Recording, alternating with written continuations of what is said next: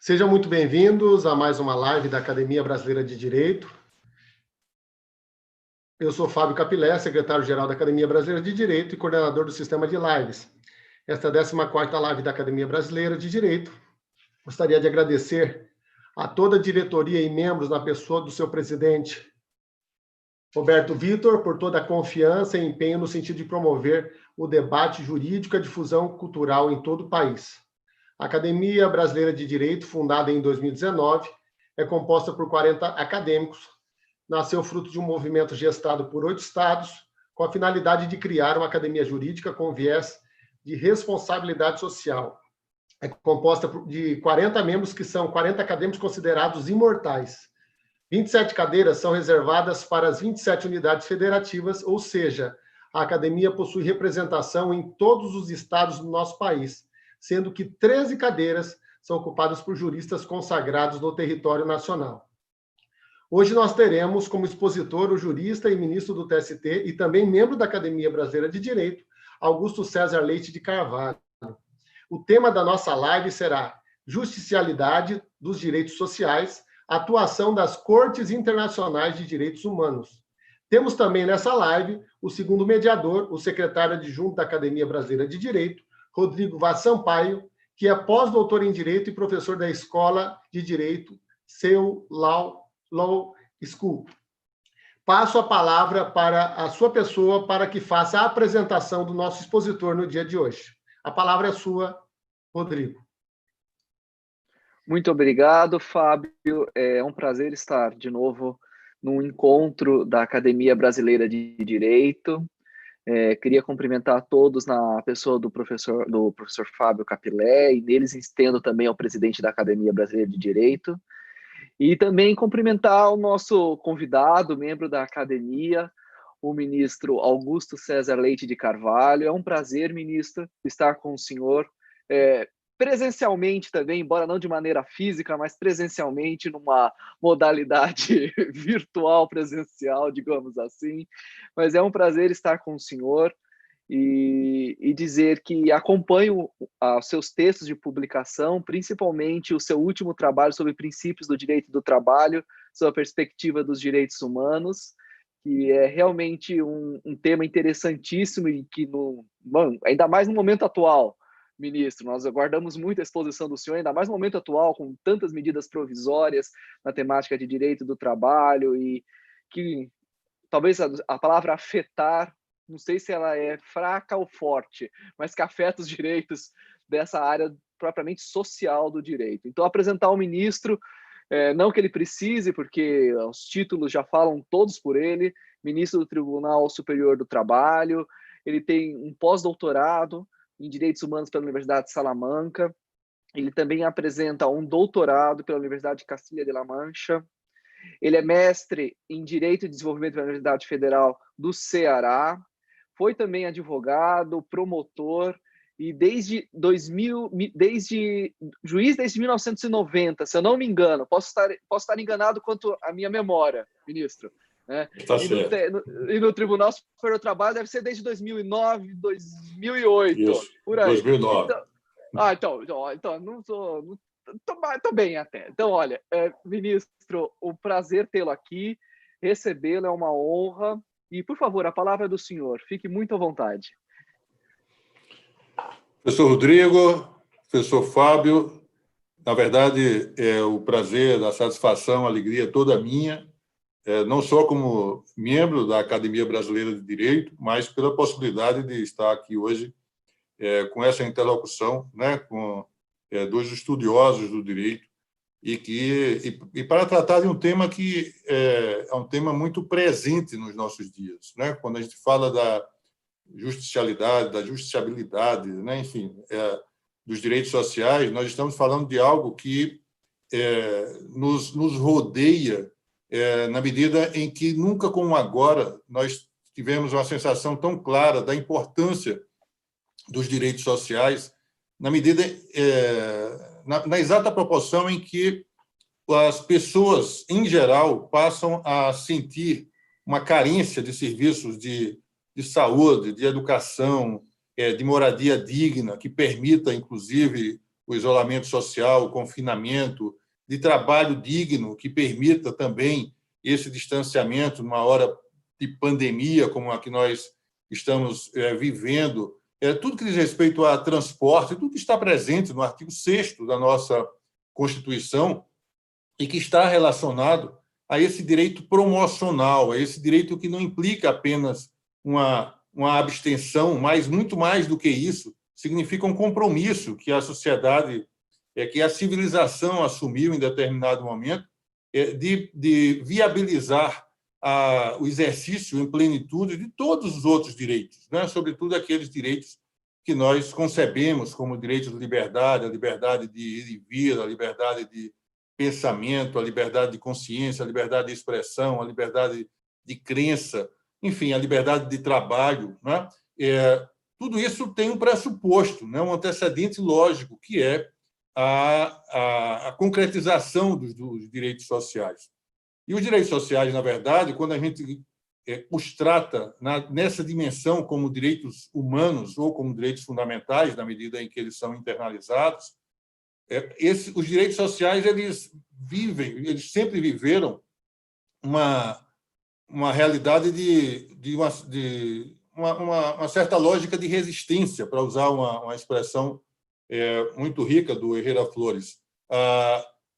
Os direitos sociais eles sofreram restrições muito fortes, né? Porque, não obstante haja um certo consenso hoje de que nós não devemos tratar os direitos humanos como direitos que estariam divididos, como diria o Karel Vazak, né, em gerações, né? E o professor Paulo Bonavides diz isso com muita clareza, o professor Jorge Miranda também, em endosso, haveria dimensões, mas porque, em princípio, no início do século XX, antes de os direitos de liberdade se configurarem propriamente como direitos humanos, os direitos sociais estavam presentes naquelas primeiras constituições ali, a Constituição mexicana, né, a Constituição de Querétaro, a Constituição russa de 1918, a Constituição de 1919, a Constituição de Weimar.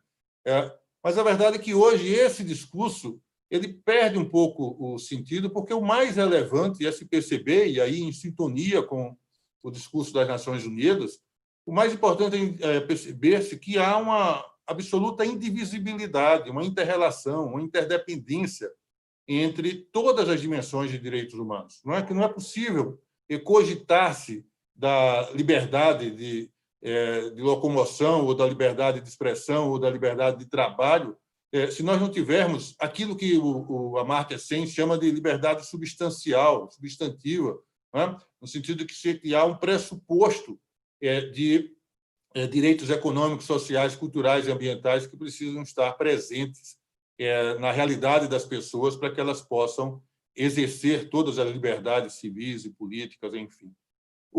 Essa resistência ela se apresenta visivelmente ali a partir do final da Segunda Guerra, quando a sociedade desperta, a sociedade de todos os pontos cardeais, né, de todo o planeta, ela desperta para a necessidade de uma rede internacional de proteção jurídica, de proteção de direitos, como diria o Thomas Jefferson, direitos autoevidentes, né? Aí uma certa inspiração justnaturalista, eu sei, mas de direitos que são inerentes à condição humana. Então, a partir do final da Segunda Guerra, há essa movimentação. Nós temos a Declaração de 1948 já nesse sentido, nessa direção da indivisibilidade de todos os direitos humanos. É evidente que, naquele momento, nós não tínhamos ainda despertado para a importância, a relevância, a transversalidade dos direitos ambientais, mas é fato, né, que tivemos um grande avanço na medida em que se começou a conceber essa rede internacional, esse sistema internacional de proteção, não só a partir dos tratados internacionais de direitos humanos, que são vinculantes, são obrigatórios entre nós, mas também, já ali na década de 50, né, quando a Corte Europeia de Direitos Humanos, depois, bem mais adiante, a Corte Interamericana, agora, mais recentemente, a Corte Africana de Direitos Humanos, enfim, vão surgindo e tornando... há um neologismo aí, né? E há também uma licença verbal que os que nos assistem vão permitir, mas essa justiciabilidade, né? Dos direitos humanos, e aí dos direitos humanos em todas as dimensões. Né? O Brasil, por exemplo, em relação a todas as condutas, todos os fatos ocorridos a partir de 1998, o Brasil se obriga a cumprir aquilo que decide a Corte Interamericana de Direitos Humanos. Havendo, portanto, dois sistemas de controle, né? O sistema de controle a que estamos habituados, que é da maior importância, indubitavelmente, que é de controle constitucional concentrado, inclusive, né? Que é exercido em plenitude pelo Supremo Tribunal Federal, mas também um controle de convencionalidade, o controle de adequação das nossas normas e das nossas decisões, inclusive, de adequação aos tratados de direitos humanos. E aí não só as cortes, mas também os órgãos de monitoramento das Nações Unidas, todos esses grandes tratados, quando são tratados que versam sobre temas específicos, não é, a respeito da proteção de mulheres, de crianças, de pessoas com deficiência, enfim, todos eles têm um protocolo facultativo que, uma vez ratificado, e o Brasil tem ratificado, o Brasil tem uma história muito rica, né, de observância dos tratados, de ratificação dos tratados de direitos humanos, inclusive no que toca às convenções internacionais da OIT, e todos esses tratados eles têm esse protocolo facultativo que obrigam aqueles países, aqueles estados que os ratificam, como é o caso do Brasil na maior parte dos casos, a cumprir aquilo que se decide no âmbito dos órgãos de controle, dos órgãos de monitoramento. Os dois tratados gerais, evidentemente, mais relevantes são os dois pactos de 1966 e, no tocante às Américas, a Convenção Americana de Direitos Humanos e o protocolo adicional, que é o Protocolo de São Salvador. Né? E aí é interessante a gente observar, porque diz muito sobre essa resistência das grandes potências econômicas à normatização, à positivação dos direitos humanos, como o processo de normalização desses direitos, né, de integração aos tratados internacionais se deu também no âmbito das Américas. Isso se repete no âmbito dos países europeus, né? Enfim, só no caso africano, não. Né? A Carta Africana de Direitos Humanos dos Povos é um exemplo, né, de catálogo em que todos esses direitos humanos eles já estão assegurados, consagrados, levando em consideração, inclusive, a cultura desses povos, né? Aquilo que é a diversidade cultural do continente africano. Mas, voltando, a Convenção Americana de Direitos Humanos, ela é aprovada em 1969 e havia uma dificuldade tremenda de se aprovar a convenção, tendo em vista a resistência que constassem nela os direitos econômicos, sociais e culturais. E notem que nós estamos em 1969, desde 1966, a ONU já tinha resolvido, né, o problema, não obstante houvesse dois pactos e não um só, né? Mas já havia um pacto internacional sobre direitos econômicos, sociais e culturais.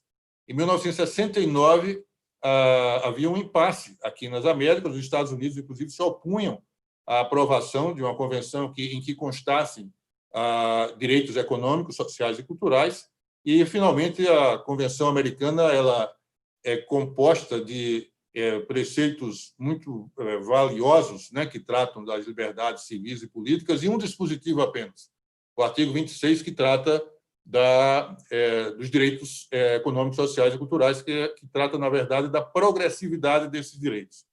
E aí, sim, é interessantíssimo a gente observar como a Corte Interamericana tratou esse tema a partir daí.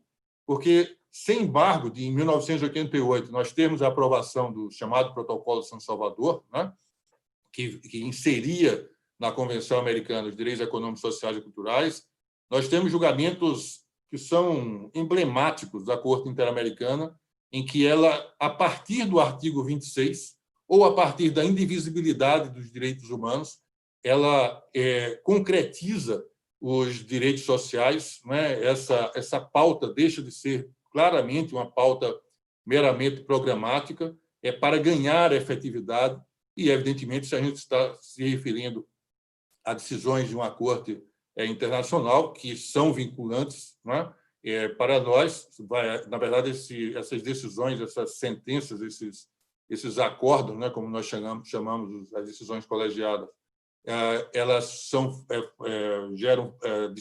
decisões que se revestem de força executiva no território nacional. Então, essas decisões da Corte Interamericana de Direitos Humanos dizem muito sobre a possibilidade de, a partir desse pressuposto, né, do artigo 26, da progressividade, do não retrocesso dos direitos sociais, um tema tão atual entre nós, basta ver o que aconteceu no direito do trabalho a partir de 2017, né, a partir das mudanças, das reformas que ocorreram por meio da Lei 13.429, da Lei 13.467 de 2017.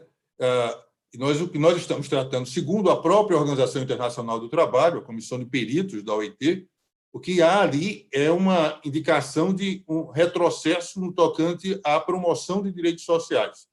E há decisões da Corte Interamericana de Direitos Humanos dizendo que esse dispositivo, ao tratar do princípio da progressividade, ele não só se reveste de força normativa, como se submete a controle judicial. Isso é bem característico de um sistema que precisa se harmonizar, né? Porque nós temos hoje um encontro marcado com essa possibilidade de a Corte Interamericana apreciar, por exemplo, as reformas em relação aos direitos sociais que têm acontecido no Brasil nos últimos anos, né? Porque é muito questionável que o princípio da progressividade esteja sendo observado. E, para além disso, o artigo 26 foi a base para uma decisão, o caso Lagos del Campo versus Peru, em 2017, uma decisão que ganhou uma projeção extraordinária. Por quê? Porque foi um verdadeiro divisor de águas. A partir do artigo 26, a Corte Interamericana decidiu que um determinado trabalhador no Peru, veja, o artigo 26 trata apenas do princípio da progressividade.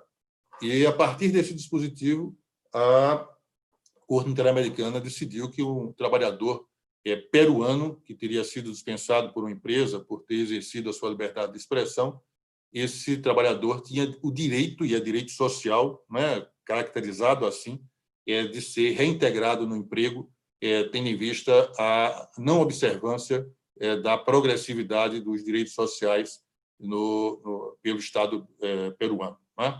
Então, hoje nós temos um acervo, né, muito rico de precedentes jurisprudenciais. Eu estou me referindo, evidentemente, à Corte Interamericana, mas nós podemos nos referir também a precedentes das cortes internacionais, sobretudo naquilo que diz respeito ao direito ao trabalho, né, por óbvias razões, né? Eu estou muito próximo desse tema e acompanho aquilo que se decide no âmbito dessas cortes internacionais, o que decide o próprio Comitê de Direitos Econômicos, Sociais e Culturais, que é presidido por um brasileiro, pelo professor Renato Zerbini, o que decide a Corte Interamericana e decidiu, inclusive, nesse caso, Lagos del Campo versus Peru, a partir do direito humano e fundamental ao trabalho, numa dimensão que vai bem além daquilo que significaria o mero fomento à empregabilidade, né? A mera oferta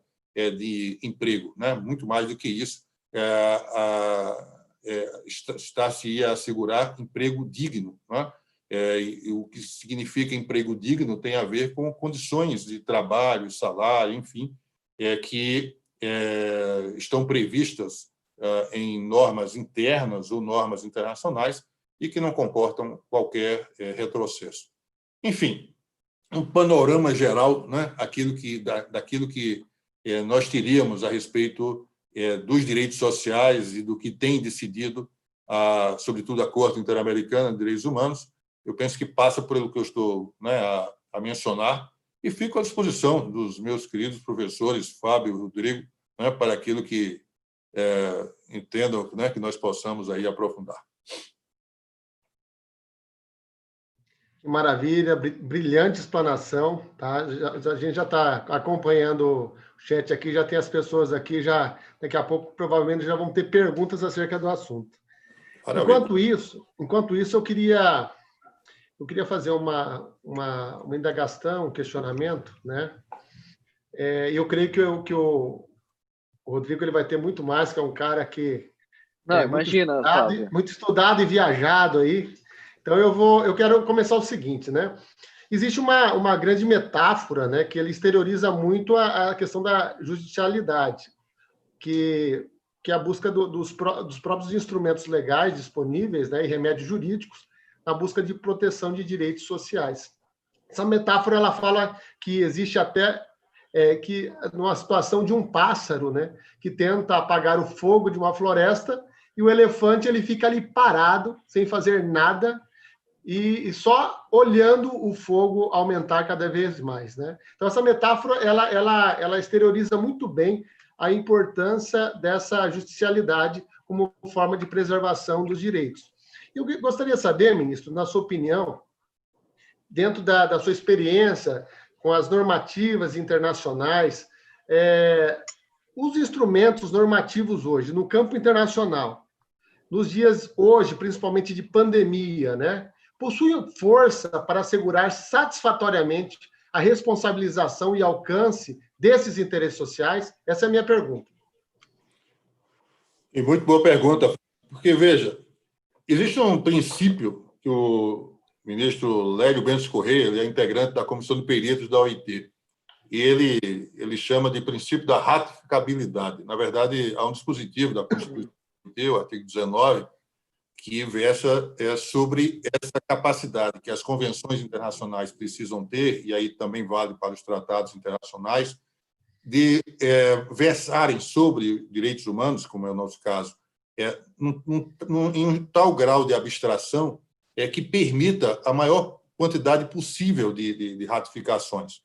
Então, quando nós estudamos os tratados internacionais, e em boa parte também dos casos, quando nós lemos os preceitos da nossa Constituição, por exemplo, que é uma Constituição que, em relação aos direitos sociais, é uma Constituição muito analítica, né? Diferente daquilo que acontece com outras Constituições europeias do pós-guerra, que são mais superficiais em relação àquilo que seriam os direitos sociais.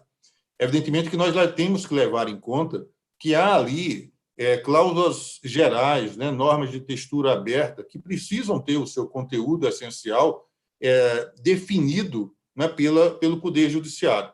E, não raro, o que nós percebemos é uma crítica muito acendrada a essa função que o Poder Judiciário tem, sobretudo a partir de quando surgem as constituições garantistas, constituições dirigentes, né, essa função de emprestar conteúdo, né, normativo a esses preceitos. Né? Porque, quando a gente vê hoje, vou me referir à nossa Constituição, né, que é um diploma mais familiar, inclusive daqueles que nos ouvem, nos assistem. Então, quando nós vemos hoje o princípio da dignidade da pessoa humana, né, valor social do trabalho, princípio da igualdade, princípio da sustentabilidade, né? Nossa Constituição tem um preceito riquíssimo, artigo 225, o seu artigo 225.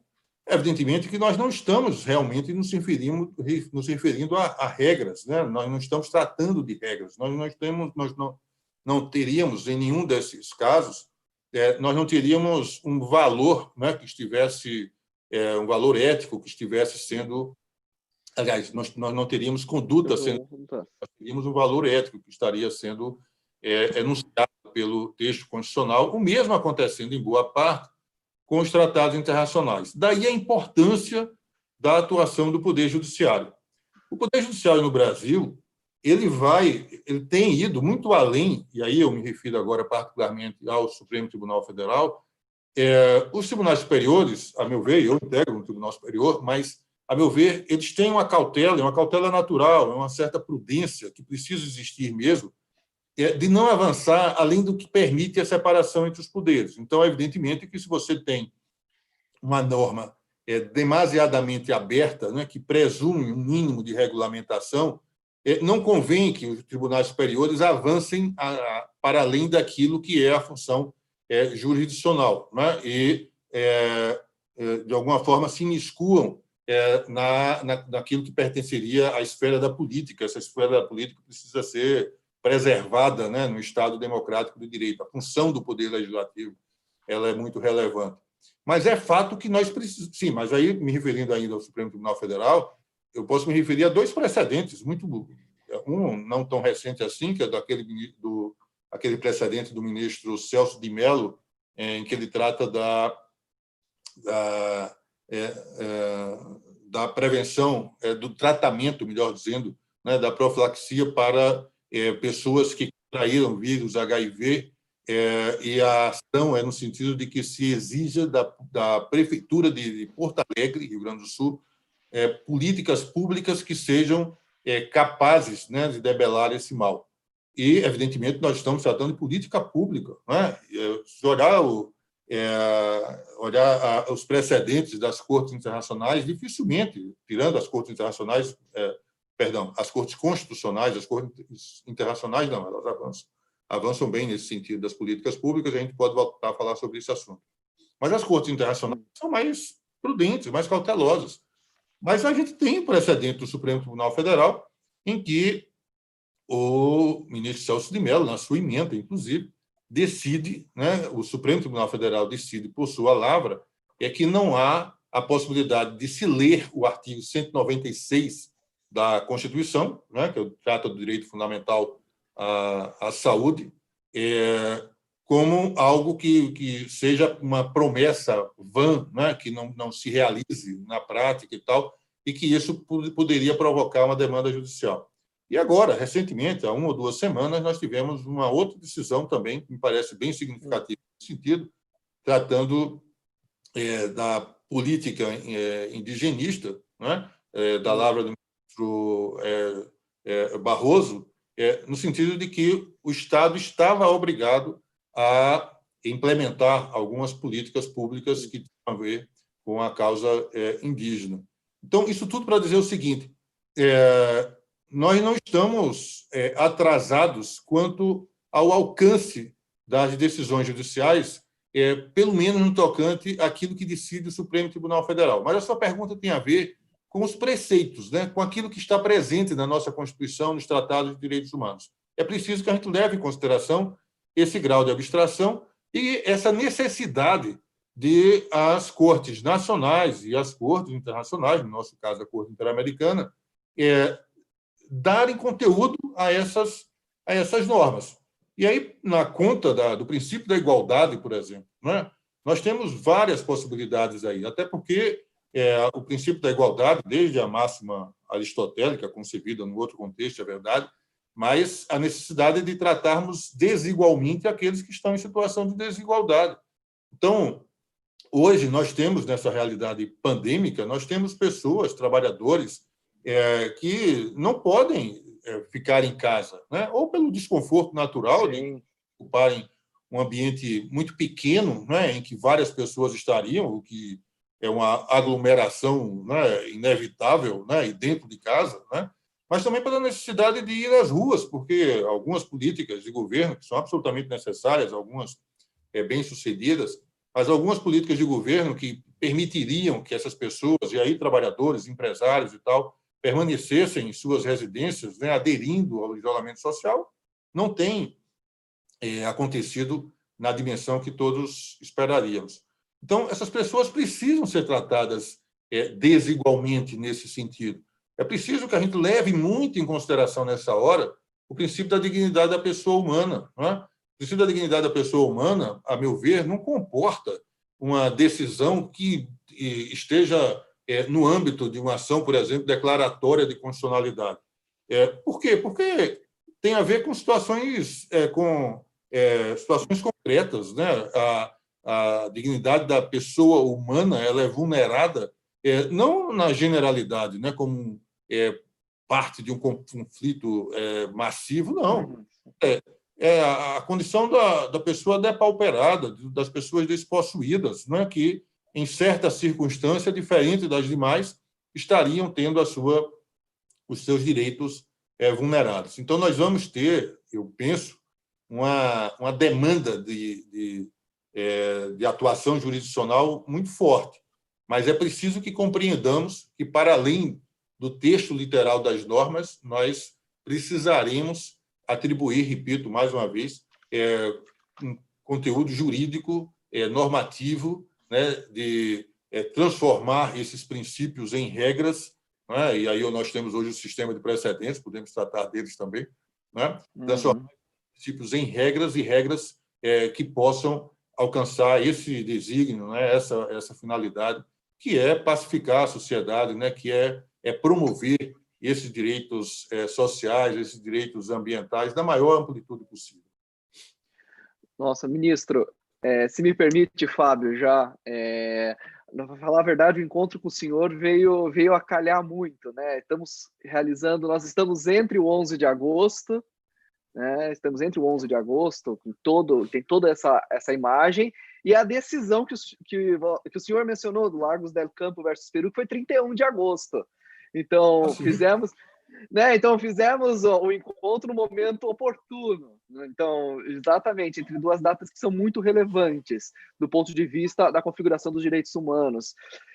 Primeiro, agradecer a palestra do senhor, que foi excepcional, esse sobrevoo, né, para utilizar a metáfora do Fábio, de um pássaro que passou por todos esses diplomas importantes, e essa decisão que foi o caso do Lagos del Campo contra o Peru, que foi muito importante para fixar a matéria. Para falar a verdade, eu tenho muitas dúvidas, ministro. Eu queria saber a opinião do senhor sobre muitas coisas, né? Que esse é o intuito, principalmente, né? Enfim, eu sempre fiz a minha carreira na Universidade de São Paulo e agora estou no CEL Law School, né? Lecionei na Faculdade de Ribeirão Preto, na USP de Ribeirão, e o que eu sempre vejo é que a matéria de direitos humanos ela está cada vez mais presente na grade acadêmica de alunos, né? Então, assim, durante muito tempo ela não estava, né? Falo isso também como um civilista de formação, né? Então, assim, o direito privado era um pouco isolado da matéria, né? Então, depois que foram se adentrando, né? Até me recordo que tem um manual do Orlando Gomes, Direito do Trabalho e Direito Civil, salvo engano, né? Então, assim, que já estão fazendo pontos de interdisciplinariedade que são tão importantes, né? Nessas temáticas sociais. Mas o que eu queria saber, a opinião do senhor, né, se me permite, né? O senhor já adiantou a pergunta, para falar a verdade, tirou a primeira pergunta assim do meu bolso, que é sobre o sistema de precedentes, né? Como que o senhor vê esse sistema de precedentes, principalmente para a instauração de uma boa cultura de direitos humanos? Perfeito. Perfeito, Rodrigo. Pelo seguinte, por que eu falei, né, em sobrevoo, né? Vamos usar a metáfora do Fábio. Estou roubando do Fábio a metáfora. Ganhei uma antipatia natural com o elefante, né? Mas adorei o pássaro aí. Então, vamos a ele. Muito bem. Mas, em relação ao sistema de precedentes, por que ele tem essa importância? Me parece uma importância muito significativa. Primeiro, porque ele empresta um novo significado, ele ressignifica o princípio da segurança jurídica, principalmente em direito do trabalho, mas isso também vale para outras relações jurídicas assimétricas, né? No direito do trabalho, nós estamos muito acostumados a falar de segurança jurídica para referirmos àquela consolidação de direitos ou de lesões que teriam acontecido em determinado momento, mas que estariam superadas, né? E, portanto, se consolidariam como lesões, né? Esses ilícitos desapareceriam nessa ordem, em vista da prescrição, né? Então, após, no nosso caso, Eu sei que os prazos, né, do direito civil são diferentes, mas a partir passados 5 anos ou 2 anos, né, desde a extinção do contrato, a pretensão se torna inexigível. E isso na conta, na cestinha aí da segurança jurídica. De fato, há essa inspiração no princípio da segurança jurídica, porque as relações sociais precisam mesmo se estabilizar. O que incomoda, no caso da relação de emprego, é que eu tenho a minha tese de doutorado, Garantia de Dignidade, trata desse assunto. O que incomoda é que, durante a relação de emprego, normalmente o trabalhador não desafia o empregador, ainda que ele sinta os seus direitos violados. Não é? Ele aguarda o fim da relação de emprego e, por isso, a nossa Justiça do Trabalho tem como característica ser uma justiça destinada à tutela de direitos que são reivindicados por desempregados, né? Porque os empregados, regra geral, ali não estão. Então, esse prazo de 5 anos é um prazo que, em alguns casos, ele parece perverso, né? Porque não leva em conta um sentimento que, para além da estabilidade das relações sociais, está presente no ser humano, que é o sentimento do medo, do receio, a necessidade de sobrevivência, né? Que é algo como em Portugal, por exemplo, em que o prazo a partir da extinção do contrato é de 1 ano, mas, a partir daí, todo o contrato se salva, porque, durante o contrato, os trabalhadores normalmente não deduzem suas pretensões. Então, é interessante que o sistema de precedentes ele avança no sentido de para além dessa lógica, né, estabelecer uma ideia de segurança jurídica que significa aquilo que está muito sintonizado com o princípio da igualdade, mas a igualdade é para além do processo, a igualdade externa, né? Em outras palavras, o sistema ideal, e aí eu me refiro ao Poder Judiciário, seria aquele em que uma só demanda estivesse sendo julgada e toda a sociedade tivesse a certeza absoluta que não haveria outra possibilidade de um judiciário se manifestar a partir das mesmas premissas de fato e de direito. Eu sei que isso é a idealidade, mas esse é um sonho, né? Está no horizonte, né? Que nós podemos perseguir, porque isso sim, né, daria para as pessoas a sensação de que não precisariam estar demandando judicialmente para arriscar não gosto dessa expressão, mas vou usar, né, para contextualizar, uma jurisprudência aleatória, no sentido de Érica, né, de não saber exatamente.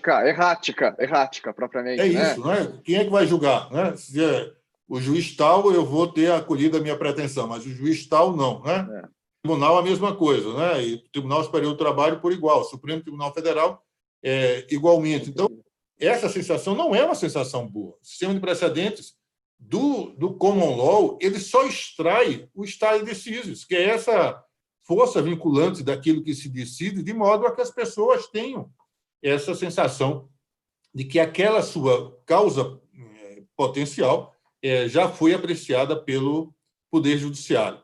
Qual é o inconveniente do sistema de precedentes?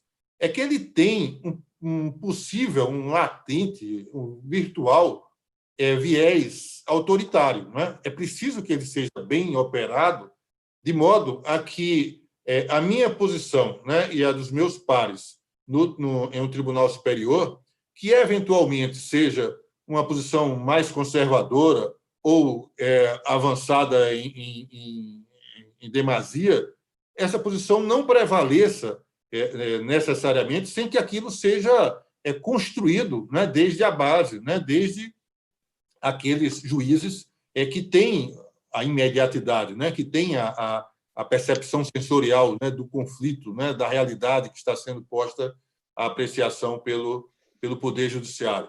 E, para isso, o próprio sistema de precedentes ele nos dá os instrumentos. Porque, quando a gente fala de sistema de precedentes, a gente está se referindo também ao chamado distinguish, né? ao elemento de distinção. Então, para os promotores do direito, e aí vale para o advogado, vale para o juiz, vale para o Ministério Público, enfim, vale para os entes coletivos, os sindicatos, associações, é muito importante que a decisão, desde o primeiro grau, contém e faça referência a todos os elementos, a todos os seus componentes ali, aos componentes da controvérsia, de modo a que não gere efeito uma decisão que está tratando daquele tema num grau de abstração maior, em que as nuances do caso concreto não teriam sido levadas em consideração. Agora, o que ocorre com o sistema de precedentes, e aí me parece que ele não está isolado, que a gente aí, vou provocando, né? A gente pode se referir também às ações coletivas, né? O que é com o sistema de precedentes é que nós temos a possibilidade de, nessas ações que têm a ver com esses conflitos de massa, estabelecer qual o sentido propriamente de normas que são normas abertas, né? Normas que têm conceitos indeterminados, por exemplo, né? Basta mencionar os direitos da personalidade ali a partir do artigo 11 do Código Civil. Então, você tem uma perspectiva caleidoscópica ali, né? São várias possibilidades que se abrem a partir de quando você assegura a preservação da intimidade, da privacidade, da honra, da imagem, enfim. Mas são muitas possibilidades que surgem. E é preciso que uma regra surja para que as pessoas, frente a situações concretas, saibam rigorosamente o que é que esses direitos humanos, direitos fundamentais, porque são, assim, os direitos da personalidade, o que é que eles significam, né, para a vida prática, né? E aí o sistema de precedentes ele desce desse grau de abstração e estabelece regras, né? Isso é importante, porque é da lógica do sistema de precedentes, né? Você não tem um precedente que estabeleça um princípio. Ele sempre vai estabelecer uma regra que vai mencionar uma conduta específica, que é aquela conduta que foi posta à apreciação para que se dissesse se ela seria lícita ou ilícita, e, a partir daquela conduta, a consequência jurídica, né? Qual o enquadramento jurídico adequado. E aí você tem a ratio decidendi, que é o que há de mais relevante, né, no sistema de precedentes. Você tem a ratio decidendi e você tem o sistema você tem o precedente pronto, perfeito ali, né, para que possa orientar as pessoas. E eu penso até que o sistema de precedentes, a partir do CPC, sobretudo, ele foi muito bem trabalhado pelo CPC de 2015, porque, por exemplo, se você tem uma decisão, um precedente formado numa demanda de casos repetitivos, por força do que diz o Código de Processo Civil, esse processo já não sobe para os tribunais superiores se aquele precedente tiver sido observado, o precedente que corresponde a uma decisão proferida em um incidente de recurso repetitivo, num incidente de recurso, no caso no IAC, né, no incidente de ação de competência, no caso dos tribunais estaduais e regionais, o IRDR, né, incidente de resolução de demandas repetitivas. Mas o importante é que, se houver decisão em tribunal superior sobre que implique a formação de um precedente e a decisão da instância ordinária estiver em consonância, o processo não sobe mais, só cabe agravo interno. Então, você bloqueia exercendo jurisdição, né? No Supremo Tribunal Federal, existe um instituto que ficou na saudade, mas eu vejo alguns ministros do STJ dizendo que querem ressuscitá-lo, e que ganhou uma nova roupagem, né, que veio a ser a decisão em repercussão geral no Supremo Tribunal Federal. No Tribunal Superior do Trabalho, nós temos hoje a transcendência. Eu não sou amigo da transcendência, porque, em alguns casos, a parte se esforça muito para mostrar a relevância da sua causa, e eu, integrante do Tribunal Superior do Trabalho, monocraticamente, decido que aquela causa não tem relevância econômica, né, para ser apreciada pelo Tribunal Superior do Trabalho, e essa minha decisão, se for no agravo, por exemplo, segundo a lei, irrecorrível. Não é? Então, eu preferia não estar investido nessa potestade, não é? Desse poder. Desse poder, porque me parece que o ideal, o adequado, é que a gente tenha um sistema judicial em que questões jurídicas sejam postas à apreciação e sejam decididas, não é? Que não haja esses filtros, não é? Essa jurisprudência defensiva que não contribui, não colabora em nada, né, para que nós tenhamos a necessária harmonização social. Muito obrigado, ministro. Eu não sei se o Fábio quer falar alguma coisa, Fábio. Eu quero sim. Eu vou primeiro... Vamos dar uma chegada aqui no chat, só para dar uma conversada com o pessoal. E parece que a gente já tem uma pergunta aqui, viu, ministro? Vamos lá. Nós temos aqui a Andréa Maria Zatar, o Thomas Arruda, que já fez a pergunta, está lá embaixo, nós já vamos falar com ele já já. Nós temos aqui o Giovanni Bianchi, nós temos a Érica Soller, nós temos o San Gabriel, na verdade, é o Dr. Rui Barbosa, que está aqui agradecendo pelo convite de estar aqui presente. E o Dr. Thomas Arruda, inclusive, ele é presidente da Comissão de Processo Civil do Instituto dos Advogados Mato Grossense, viu? Maravilha, muito bom. Ele faz a seguinte pergunta, tá? Sabemos que a pandemia vem causando um processo de migração considerável, fato que acabará contribuindo para a precarização dos direitos sociais, já que pessoas oriundas de estados estrangeiros, ao se depararem com as dificuldades de inserção no mercado de trabalho, se submetem a condições degradantes e outras violações a direitos fundamentais sob a ótica do direito interno e humanos, sob a ótica do direito internacional. O senhor acredita que a pandemia pode ter, de certa forma, acelerado o processo de valorização dos direitos humanos e, principalmente, de valorização das normas internacionais de direitos humanos? Como as normas internacionais de direitos humanos podem auxiliar os juízes brasileiros a enfrentarem as sistemáticas violações aos direitos sociais decorrentes desse processo migratório? Muito bem. Professor Tomás Arruda, né? Tomás Arruda. Isso, obrigado. Tomás Arruda, isso. Veja, eu acho que a pergunta é interessantíssima e ela abre várias perspectivas aqui, né? Primeiro, no que diz respeito às normas de direitos humanos e a essa precarização em relação aos direitos sociais, em que medida a pandemia poderia abrir os olhos da sociedade para a relevância dos direitos sociais? Eu diria, meu caro Thomas, porque esse processo não é um processo instantâneo, né? Se nós olharmos historicamente, nós vamos ver que o que aconteceu, por exemplo, naquilo que eu suponho seja o momento seminal da social-democracia, né, da ideia de social-democracia ali no final do século XIX, a fundação do Partido Social Democrático Alemão, etc.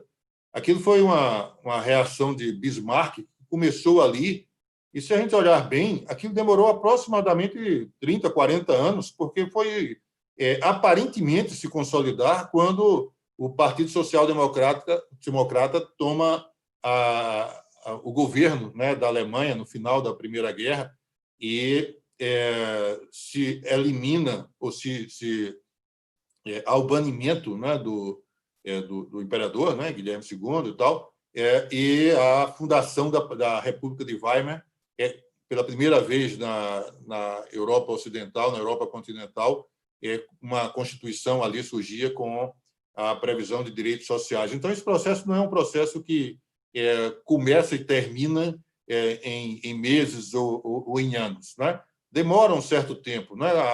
O final da Primeira Guerra e a crise de 1929, só para citar outro exemplo, fez com que os Estados Unidos, né, todos esses eventos fizeram com que os Estados Unidos percebessem, o governo dos Estados Unidos, a presidência dos Estados Unidos, percebesse a importância de reconstruir a economia americana com a contribuição, com a colaboração dos sindicatos. Você diz assim, mas o que é que isso tem a ver? Tem muito a ver, porque os sindicatos estão sendo retirados da interlocução social por todas as reformas que sobrevieram àquelas que surgiram ali a partir de 2017.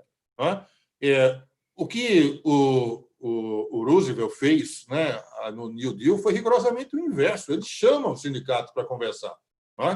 Sem essa contribuição, sem essa colaboração, aquilo não poderia surgir, né? Surtir, evidentemente, que isso não é o suficiente. Né? Há um resgate das teorias keynesianas e tal, né? A ideia de um Estado provedor. Né? A própria ideia do Estado social-democrata, do Estado do bem-estar social, perdão, é algo que surge, né, ali na década de 50, 60, e ali na década de 50, 60 nós temos o Milton Friedman, né, batendo lá na escola de Chicago, tal, não é possível que vocês levem em consideração esse tipo de política econômica que tem a ver com uma provisão de direitos, né, de um Estado provedor e tal, né, de direitos sociais, né, deixa que a economia caminhe livremente, né, porque os agentes econômicos se sentirão estimulados naturalmente e tal, e esse bolo depois se reparte espontaneamente. Isso nunca deu certo em lugar nenhum. Mas é fato que a capacidade desse sistema produtivo reagir e criar sistemas, essas medidas compensatórias, ela é histórica. Não é? Então, a gente precisa ter uma paciência e, talvez, e desafortunadamente, a nossa geração não experimente esse momento em que nós vamos ter esse resgate que já tivemos historicamente em alguns momentos. Basta ver o que aconteceu ali no início dos anos 2000, em vários países, né, a força dos direitos sociais. Porque é interessante a gente olhar que os direitos sociais, às vezes, é confundido com a pauta esquerdista, né, a ideia de esquerda, né, política é meio confusa, né, o que é esquerda no Brasil, o que é esquerda nos Estados Unidos, o que é esquerda na Europa, enfim. Né?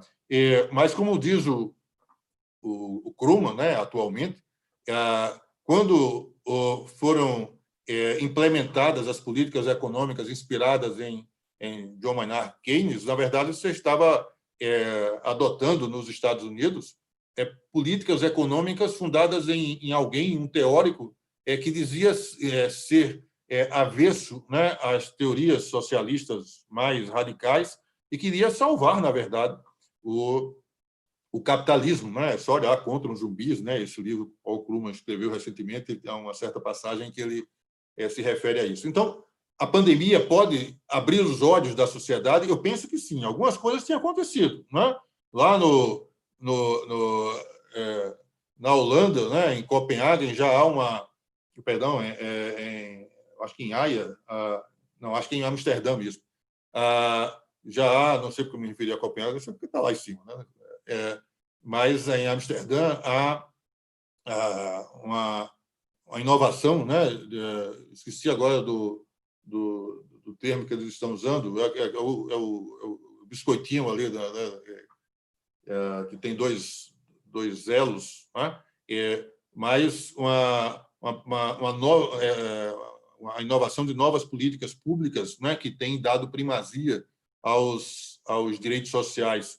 Você vê em alguns países europeus, países ou estados, né, regiões dos Estados Unidos, em que essas relações de trabalho que envolvem plataformas digitais, etc., estão obtendo uma regulamentação que é surpreendente, porque são países de tradição liberal, né, e, de repente, são eles que estão regulando pioneiramente essas relações para dizer que há um mínimo de proteção e proteção trabalhista, né, de relação de emprego, que precisa ser assegurado a esses trabalhadores.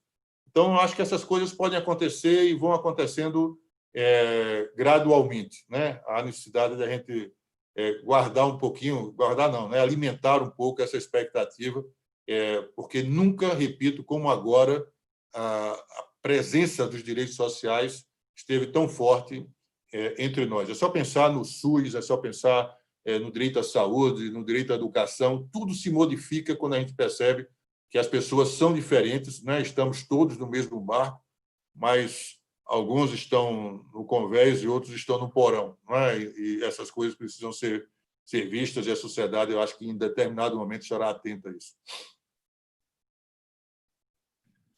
Olha, magnífica exposição, ministro. Olha, realmente é um aprendizado assim, que eu creio que as pessoas que estão aqui assistindo, eles vão voltar para casa com certeza muito melhores do que chegaram, viu? E agora nós temos mais uma perguntinha aqui. O Giovanni Bianchi, ele pergunta o seguinte: gostaria de uma abordagem, se possível, sobre o trabalho de pessoas segregadas na liberdade e as regras da legislação trabalhista frente aos direitos humanos. E eu também já vou passar, além dessa pergunta, eu vou passar já a palavra para o Rodrigo, para que ele já, se ele tiver mais alguma complementação para fazer, alguma pergunta para fazer também, ele já faz também, sem problema algum. Também para valorizar o tempo do ministro, né, que está muito gentil conosco, mas eu imagino que tem uma agenda muito corrida também, ministro. Não, estou aqui hoje. Absolutamente à disposição. E adorando essa nossa conversa, viu? É um agradecimento, porque eu imagino como a agenda do senhor deve ser corrida, né? Nossa, ainda mais em Tribunal Superior, imagina. Então, assim, só puxando um pouco a pergunta, o senhor já praticamente respondeu, né? Os direitos humanos, a gente tem visto, né? Várias regras, como é que eu posso denominar isso de uma maneira neutra, tailor-made, talvez, feitas para a situação da pandemia, digamos dessa maneira, que mexem com situações excepcionais, digamos dessa maneira, né? Que mexem com direitos humanos, no fundo, né? Com direitos dos trabalhadores, direitos sociais, né? Como que o senhor, qual a opinião do senhor a respeito? Essas alterações, elas vão ser momentâneas, elas vão sair, porque não sei, sempre quando eu visualizei os direitos humanos, eu lembro muito da obra do Norberto Bobbio, A Era dos Direitos, né? Um clássico também, né? Assim, do escritor italiano, sim. né? Nós estamos sofrendo a quarta onda, né, da tecnologia, digamos assim, hoje em dia, né? Tecnologia, biotecnologia.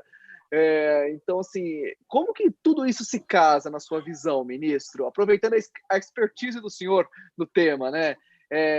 Essas situações excepcionais com tecnologia, elas vão alterar esses valores dos direitos humanos, na sua opinião, ministra? Então, bom, em relação à segregação, eu entendi que o Giovanni estava se referindo àquilo que toca aos direitos de liberdade em relação às pessoas que estariam socialmente segregadas.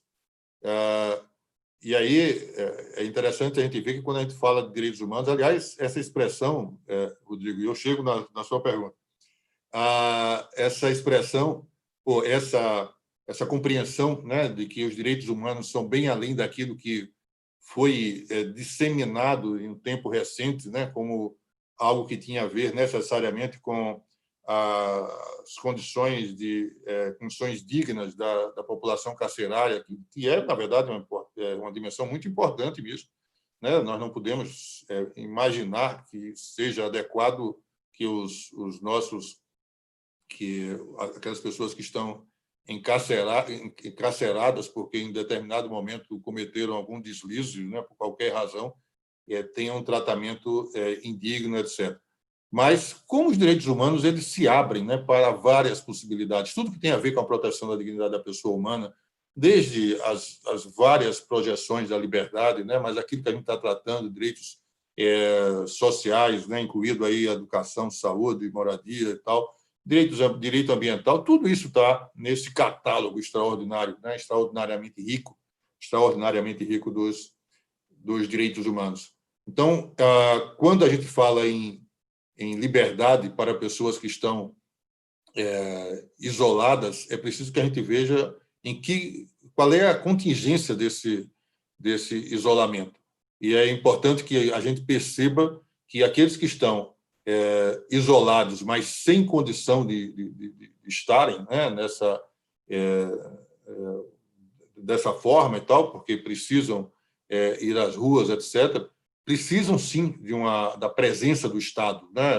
Precisam, sim, de uma tutela, de uma proteção especial. E isso vai gerar alguns desdobramentos que só a realidade vai permitir que nós percebamos, né? O mais relevante, aí eu volto àquele ponto lá do início, é que nós não nos afastemos do que significam e se revestem de normatividade os princípios maiores, né, que são a base principiológica, na verdade, dos direitos humanos, aquilo que tem a ver com dignidade, mas também com liberdade, com igualdade, com sustentabilidade. Isso é norma, né? Isso não é apenas para nós vermos. E quando a gente trata dessas medidas provisórias, né, que surgiram agora, Rodrigo, me referindo propriamente à sua pergunta e aquilo que tem a ver também com os avanços tecnológicos, etc. Quando a gente trata dessas normas, eu penso que nós devemos ter um certo cuidado, porque, em alguns casos, a minha primeira impressão, e aí eu falo academicamente, a minha primeira impressão é que nós temos a suspensão de alguns direitos, ou pelo menos garantias fundamentais. Quando, no âmbito das relações de trabalho, por exemplo, estabelece-se que aquilo que for ajustado entre empregado e empregador deve prevalecer em detrimento do que foi negociado, né, no âmbito dos acordos coletivos, convenções coletivas de trabalho, enfim, nós estamos suspendendo uma garantia fundamental, que está lá no artigo 7º, inciso 26 da Constituição. Eu formo entre aqueles que compreendem os direitos humanos e os direitos fundamentais como direitos cuja titularidade recai apenas, como diz Ferrajoli, sobre a parte débil da relação jurídica, né, da relação social. Né? Então, se eu trato do artigo 7º, 26 da Constituição, está ali assegurado o direito a convenções e acordos coletivos de trabalho. Mas não está assegurado de forma apartada, né, como se houvesse ali uma geração espontânea de um direito descontextualizado. O caput desse dispositivo se refere a direitos dos trabalhadores urbanos ou rurais, além daqueles que visem a melhoria de sua condição social. É uma clara, como eu gosto de dizer, uma centelha, né, abrindo espaço apenas para a progressividade e apenas em favor de trabalhadores. Aí você diria, mas os empregadores não têm esse direito à proteção por meio de convenções coletivas, acordos coletivos de trabalho? Sim, tem, como da mesma forma como as empresas, né, está lá o artigo, acho que é 62, né, me corrijam se eu estiver errado, do Código Civil, que se refere à extensão às pessoas jurídicas, né, dos direitos da personalidade, e o professor Gustavo Tepedino diz, a meu ver, com absoluta propriedade. Na verdade, não está estendendo direitos fundamentais da personalidade, está dizendo que as técnicas, né, de adoção e de implementação desses direitos, quando são titularizados pelas pessoas jurídicas, também essas técnicas devem observar. Mas, como direitos humanos, como direitos fundamentais, essa titularidade deve ser direcionada, endereçada apenas para a parte débil, para a parte vulnerabilizada, né, das relações sociais. Isso é importante porque os modelos hermenêuticos precisam ser construídos a partir daí. E quando a gente vai ver se há, né, algumas indicações de suspensão de garantias fundamentais nos nossos tratados internacionais, por exemplo, nós vamos perceber que há uma cautela, uma restrição muito, muito forte aí. Né? Existem dispositivos que autorizam a suspensão de algumas garantias fundamentais em situações extraordinárias, etc., né? Mas sempre tendo em vista aquilo que é a finalidade dessa suspensão ou limitação de direitos humanos, alguns direitos humanos, como o direito à vida, à proteção à criança, tal, né? Salvo engano, no artigo 27 da Convenção Americana, diz que não pode haver, né, qualquer limitação, qualquer suspensão, etc. Mas outros direitos são passíveis, em situações extraordinárias, emergenciais, de alguma suspensão, mas apenas para atender aquela finalidade. No caso das relações de trabalho, a minha primeira impressão, repito, foi a de que simplesmente se escanteou, né, se afastou os entes coletivos, os sindicatos, de uma interlocução que era absolutamente necessária. E tanto era possível que, a partir de um determinado valor dos salários e tal, aquilo foi previsto na medida provisória 936, por exemplo. Não é? Então, eu acho que há um problema sério aí a ser resolvido.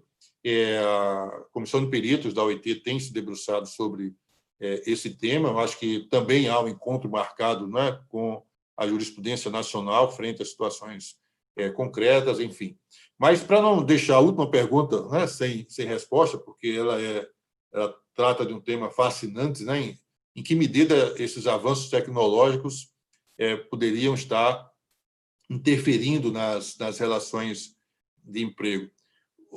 É evidente que, quando a gente quando a gente lê, né, e tenta aplicar os dispositivos tradicionais de regência das relações de emprego, esses dispositivos não foram concebidos para a realidade que nós estamos vivendo agora.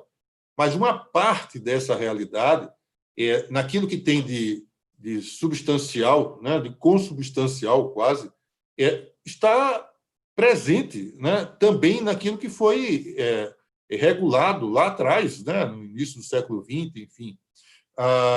Então, quando você tem a proteção ao trabalhador subordinado, que presta serviço subordinado pessoal oneroso não eventual, o modo de se apresentar a subordinação pode ser diferente, mas ela pode também estar presente.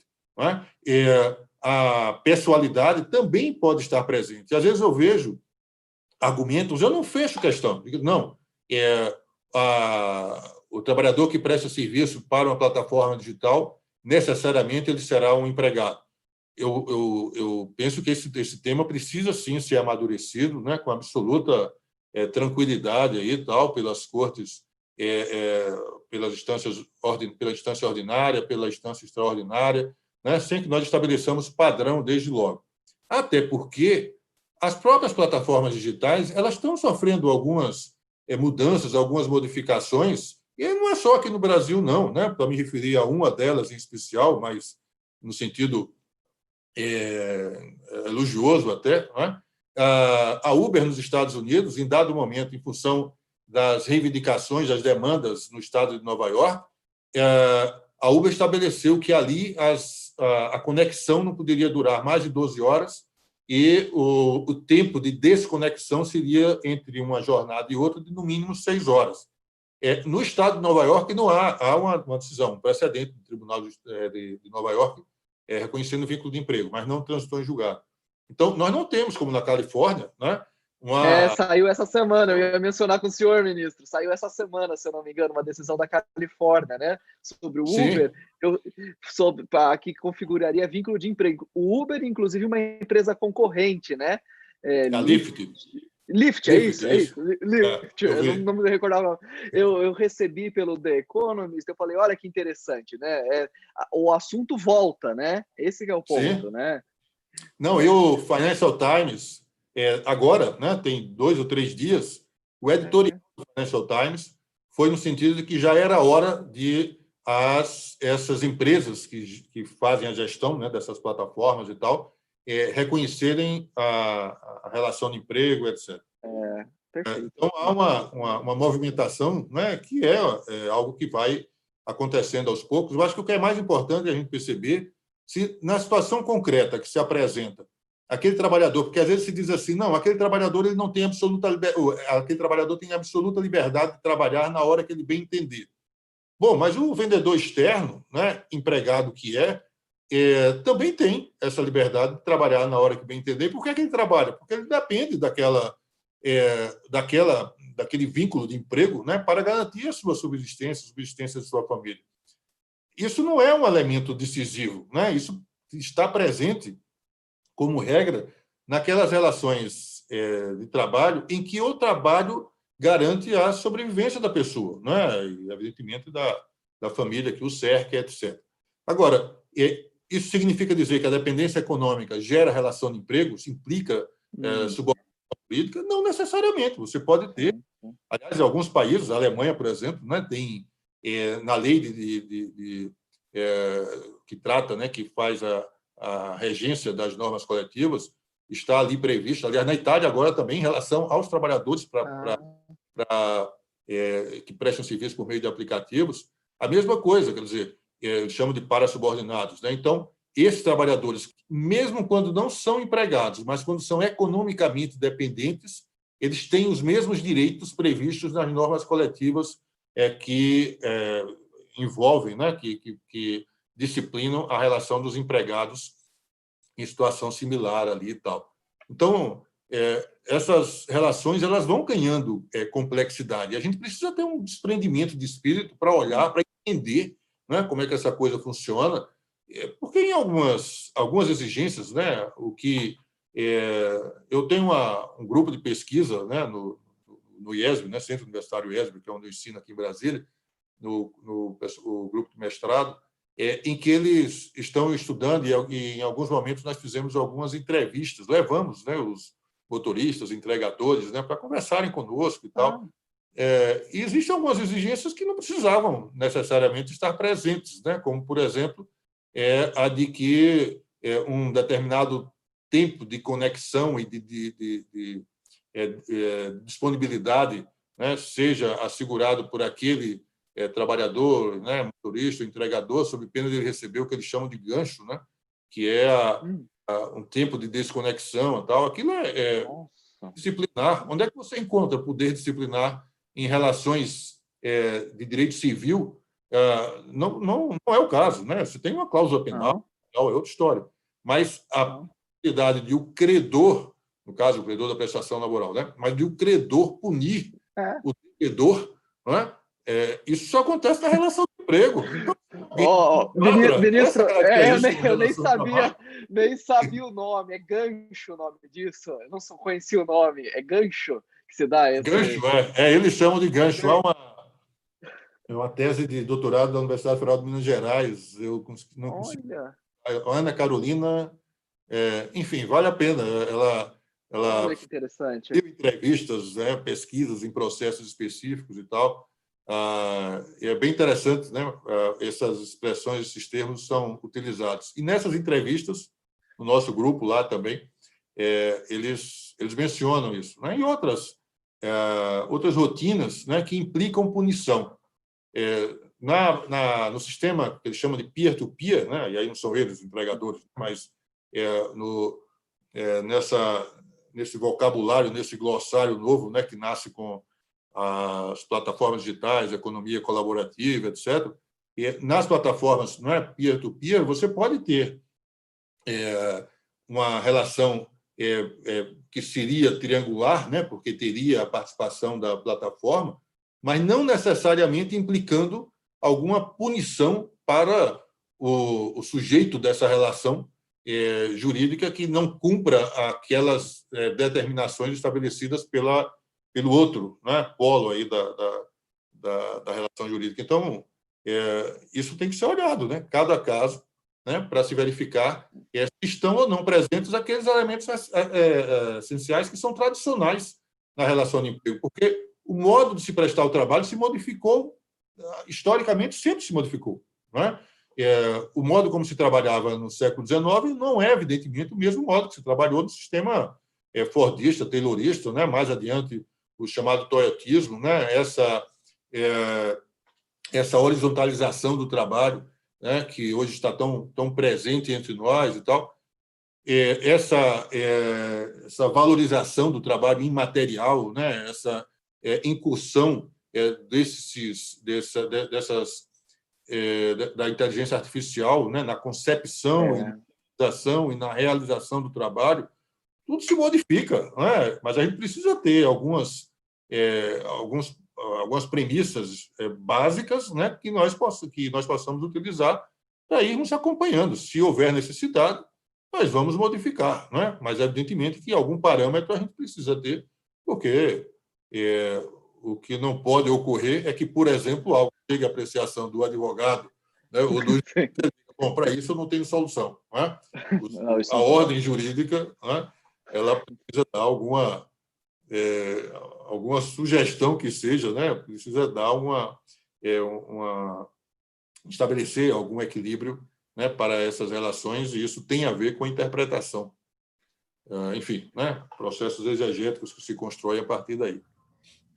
Ministro, eu sei que a gente está abusando do seu conhecimento, é porque o seu conhecimento é envolvente, entendeu? Ele acaba instigando a outras situações. Eu queria saber do senhor se ainda há abertura para mais uma perguntinha. A gente falou que era a última. Sabe por que eu estou falando isso? Porque nós estamos aqui com o chat, uma pessoa muito querida, que é uma pessoa muito atuante na área de direitos humanos aqui em Mato Grosso, e ele já tem um trabalho todo voltado para a justiça restaurativa, e é um desembargador, que é o doutor Mário Kono, que está aqui hoje presente com a gente aqui no chat, e ele faz uma pergunta para o senhor. Ele pergunta o seguinte: proteção demais não é não pode desproteger? Assegurar direitos ideais, mas que foge do possível, não pode gerar desemprego e consequente supressão da dignidade humana? Muito boa pergunta, desembargador. Eu diria o seguinte, nós não experimentamos isso ainda. Não é? Se formos comparar a proteção que é estabelecida, por exemplo, no Brasil, para o emprego, e a proteção que é assegurada para o trabalhador da Europa continental, ou mesmo para o Reino Unido, quando você considera as diretivas da União Europeia, você certamente vai ter uma proteção ao emprego muito maior. Se você pegar a legislação de Portugal, e Portugal está tendo a retomada da sua economia muito em função, né, do que eles chamam lá o geringonça, né, que é aquela nova coalizão política ali e tal, coisa parecida acontecendo na Espanha também. Enfim, em Portugal é constitucional a proteção ao emprego, de modo a que o trabalhador precise, por exemplo, ser informado dos motivos pelos quais ele está sendo dispensado. Porque, para a rotina da empresa, a dissolução do contrato é algo que faz parte do dia a dia, do cotidiano, não é? Enfim. Mas, para esse trabalhador e para a família dele, é um momento traumático, e isso é levado em consideração. A nossa Constituição, no artigo 7º, por exemplo, inciso 1, diz que há uma proteção contra a dispensa arbitrária ou sem justa causa, mas remete a uma regulamentação que nunca ocorreu e que faz com que, na prática, nós tenhamos no Brasil alguma coisa que não se assemelha, a não ser nos Estados Unidos, em que não há proteção alguma, e a gente está vendo o que essa ausência de direitos sociais pode estar causando no incremento da desigualdade social. Mas, não obstante toda a riqueza econômica, né, dos nossos irmãos estadunidenses. Então, nós não alcançamos, a meu ver, essa proteção excessiva, pelo menos no âmbito da relação de emprego. O que tivemos a partir de 2017, a meu sentir, foi rigorosamente o inverso. Eu costumo dizer que o legislador tem que sempre ser levado em consideração, evidentemente.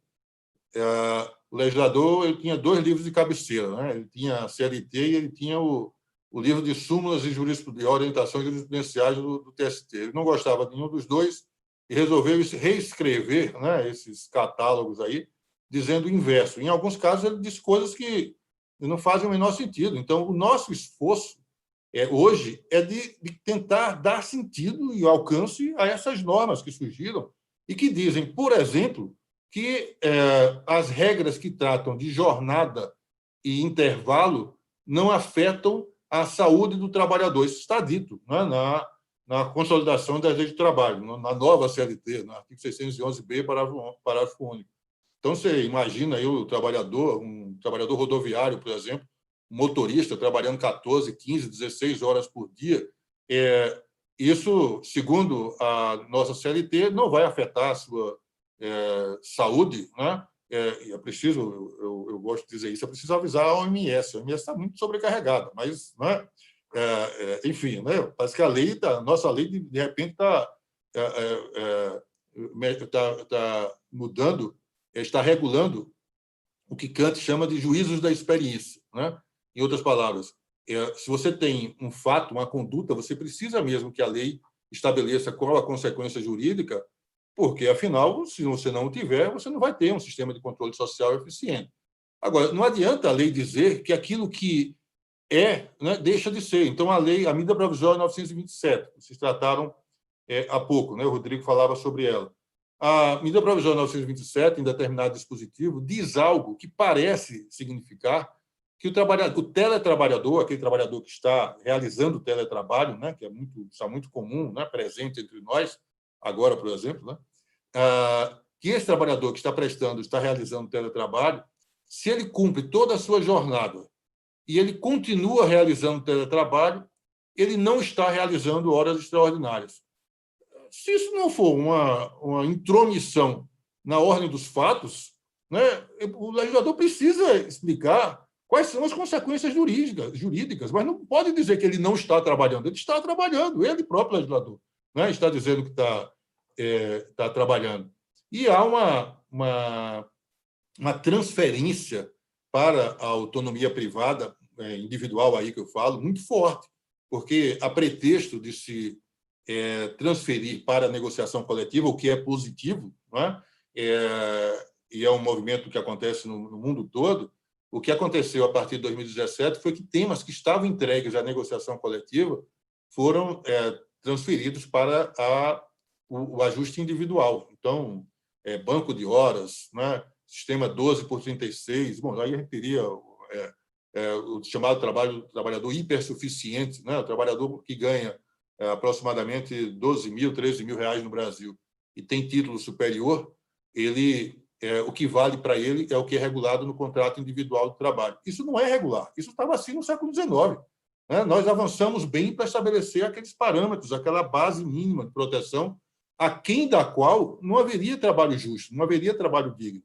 E, a partir de 2017, a meu sentir, houve um retrocesso muito significativo nesse sentido. Né? O esforço todo hoje é de dizer, olha, a lei é essa e é essa lei que vai ser cumprida, porque há, né, uma atividade legislativa, né, enfim, essa esfera, né, do poder político legiferante e tal, que precisa mesmo ser preservada e, de todo modo, nós temos a Constituição, nós temos os tratados internacionais que asseguram um mínimo de proteção. Basta ler o artigo 7º do Pacto Internacional sobre Direitos Econômicos, Sociais e Culturais, o artigo 7º também do Protocolo de São Salvador, né?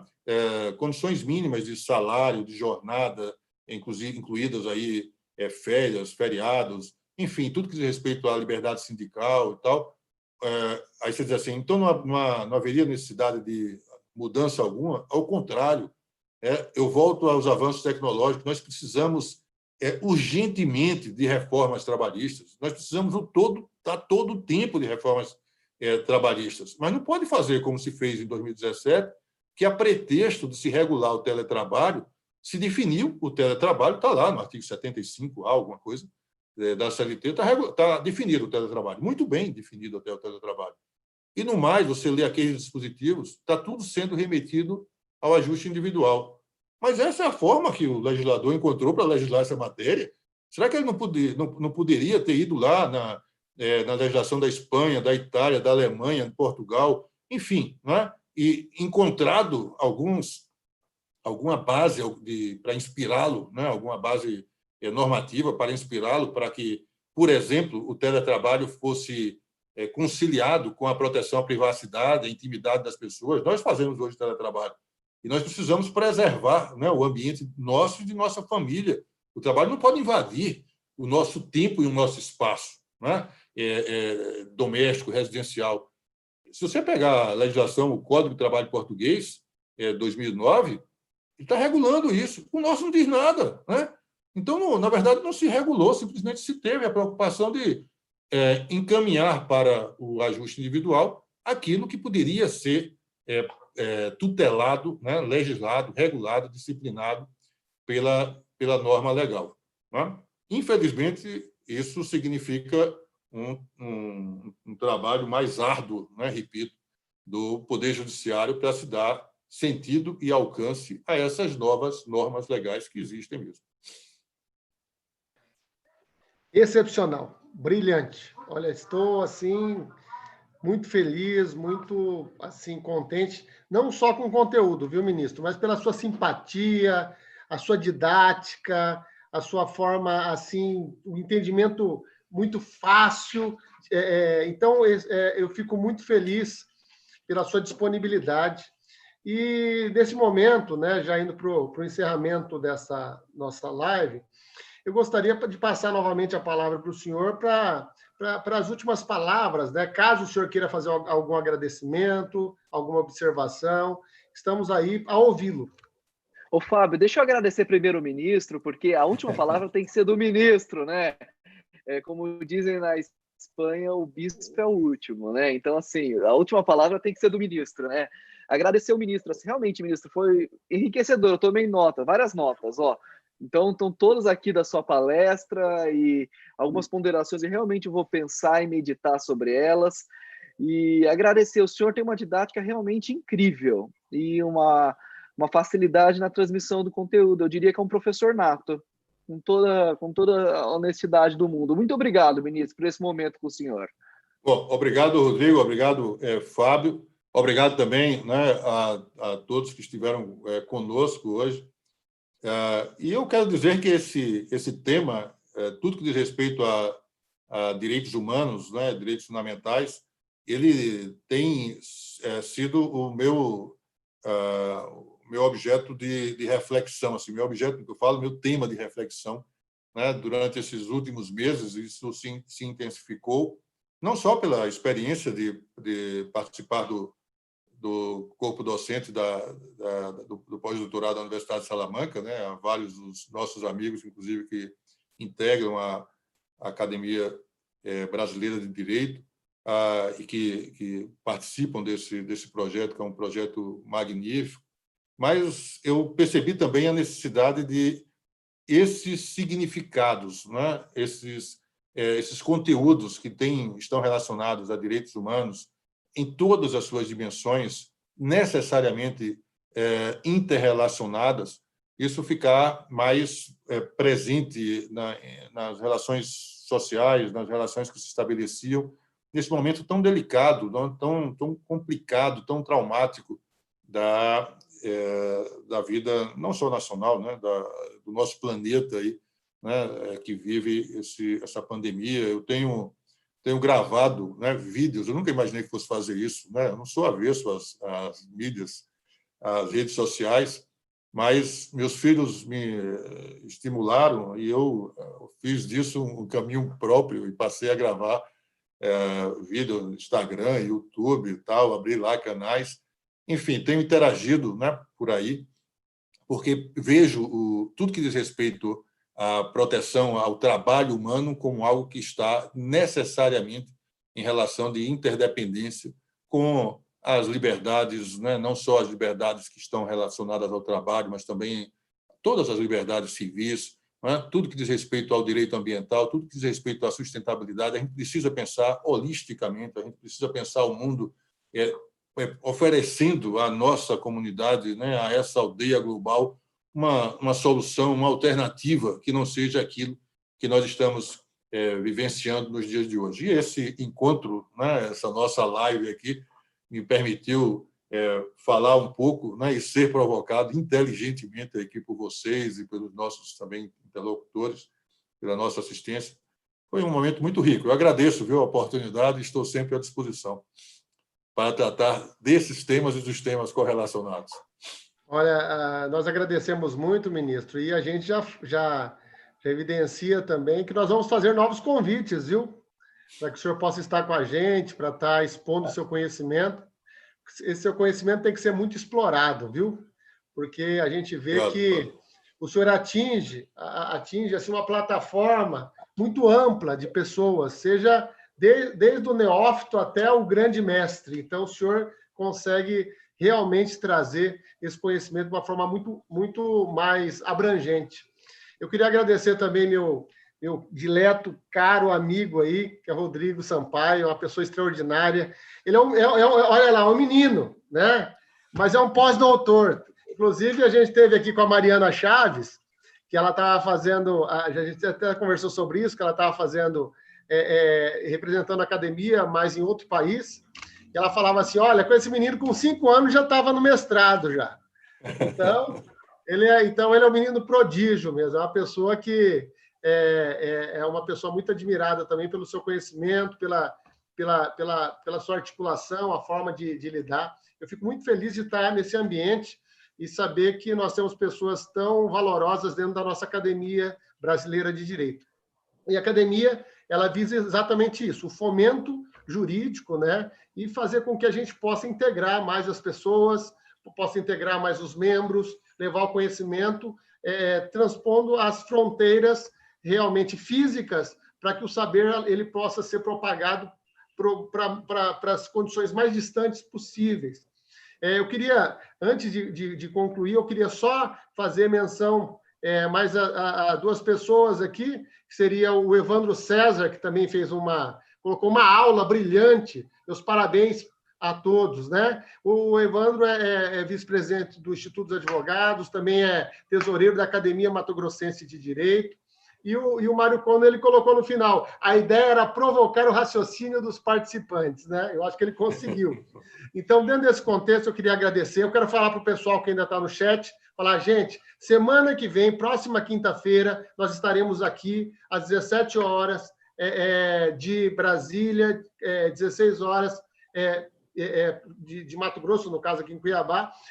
Nós vamos estar aqui com já o Lênio Streck, tá? Para falar também de matérias relativas à filosofia do direito, uma série de outras coisas. Então, esse sempre é o canal de acesso ao conhecimento com qualidade, com eficiência e com didática. Assim como nós temos aqui, vamos colocar o senhor como garoto propaganda, viu, ministro? De um conhecimento eficiente, viu? Mas a gente gostaríamos de agradecer também, ministro, a uma empresa chamada Certificador Online, sem o qual nós não teríamos condição de estar fazendo esse projeto aqui. Foi a que abraçou o projeto, visando a gente estar difundindo o direito para todo o país e para o mundo. Então, gostaria de agradecer à Online Certificadora por estar nos apoiando nesse projeto. E, no mais, eu queria agradecer as pessoas que participaram, vocês que estão aqui na condição de expositores, mediadores, e também agradecer toda a academia, porque sem o apoio da academia, sem o apoio dos membros, certamente nós não conseguiríamos alcançar esses nossos objetivos. E para você que fica aí, saiba que a ABD está conectada em você. Um abraço a todos, uma honra estar com vocês e até a próxima. Muito obrigado.